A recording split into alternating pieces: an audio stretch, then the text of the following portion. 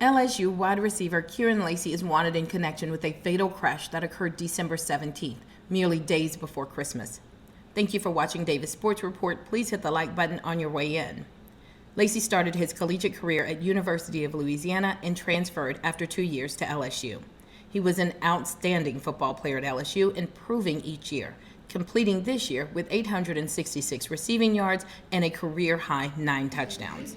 Let's take a quick look back at Lacy's journey to get here. Thank everybody for coming out and supporting me.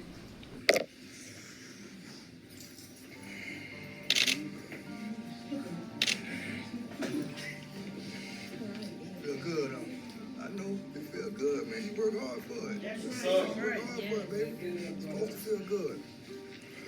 Talk to him, man. You all right? I just want to thank everybody for coming out and supporting me. It's been a rough journey, but I got through it. He got through it. I want to thank my mom and my dad for helping me. I want to thank my family. Couldn't do it without y'all and the support. It's been I want to thank Jeremiah Gray for helping me with everything he's been doing. I want to thank Turk for training me for the right things and teaching me right from wrong, telling me what to do and training me well.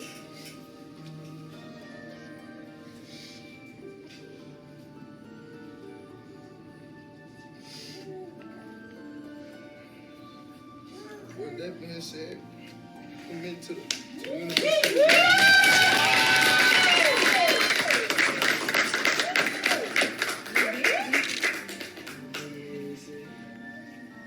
You can't write without the bank.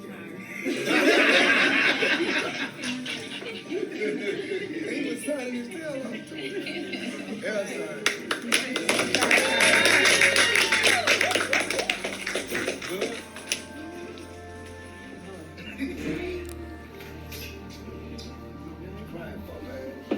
Big time. Yes, sir.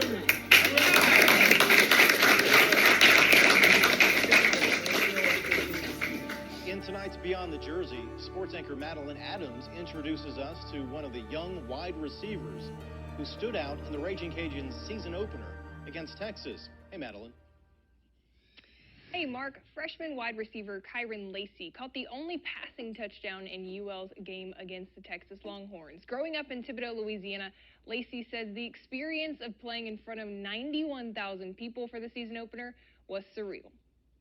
When I came out for pregame, I'm thinking like, oh, it's just a regular game. Nobody's out here. We're going to be good. So then we come back outside, and it's time for game. So we coming out of the tunnel, and I see 100,000. Hit by the Category 4 Hurricane Ida. It was tough.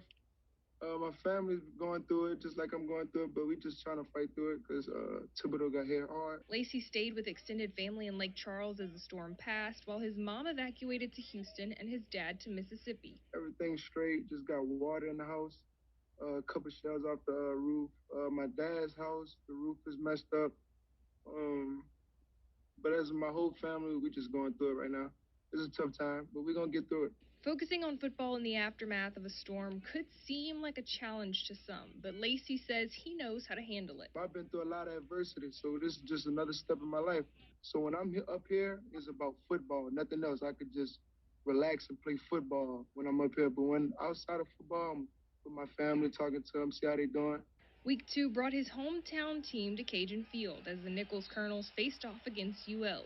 Lacy says he was encouraging the guys from Thibodaux as they continue to compete. I send prayers up to those guys because I know those guys personally, so I know what they're going through. So I've been trying to give them some words of encouragement, trying to get them to go harder every day, just like I do up here in Lafayette with my guys. Now he'll throw wide open. Touchdown, Kyren Lacy. Former Louisiana wide receiver Kyren Lacy announcing today that he's transferring to LSU.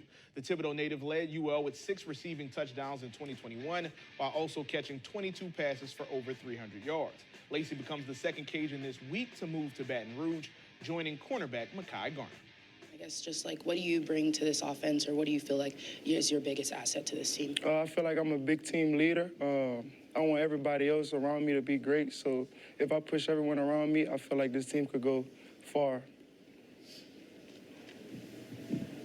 There's been a lot of talk about this offensive identity, especially after leaving Jaden and Malik and Brian all leaving. At this point in spring, what do you think this identity of the offense is? We're still trying to find our identity. We come in every day looking to get better at something. Like if it's just red zone, we're looking to top the last time we did red zone. So we're still trying to find our identity.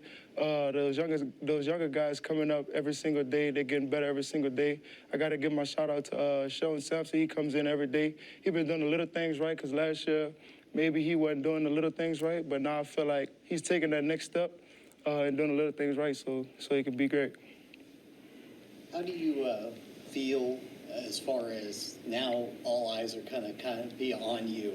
Is it a pressure and a burden you're looking forward to taking on? It's not really pressure because the eyes is on LSU football, so it wouldn't necessarily be just on me because we have a lot of guys on that offensive unit and defensive unit, so we come in every day to get better. So.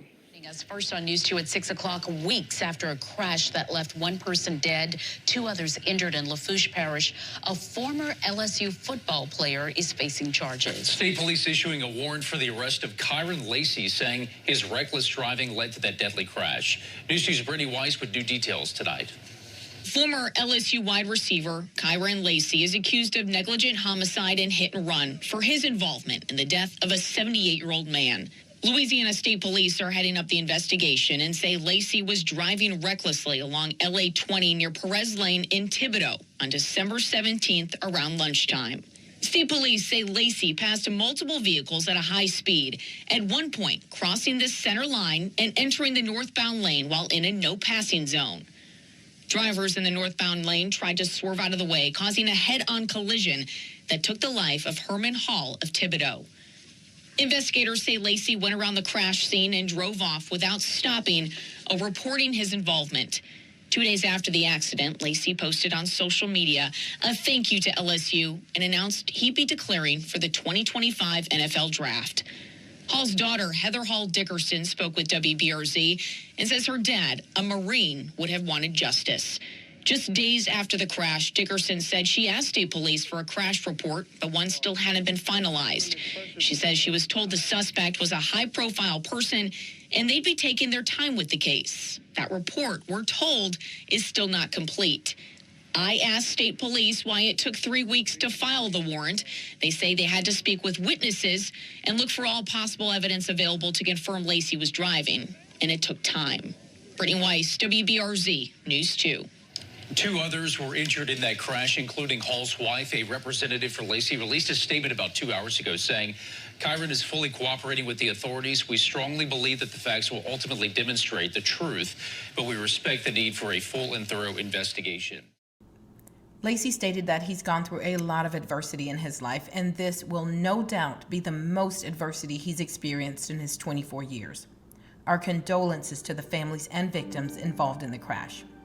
This one is a tough one, guys. Lacy was not driving the car involved in the deadly crash, and he has lawyered up. He declared for the NFL just days before the warrant was issued, but will Lacy be convicted in this accident, destroying his dreams of going to the NFL? Or do you think there is a way around this? We would love to hear your thoughts below. Thank you for watching. Please like, comment, share, and leave your comments below. We would love to hear your thoughts. Thank you so much for joining us.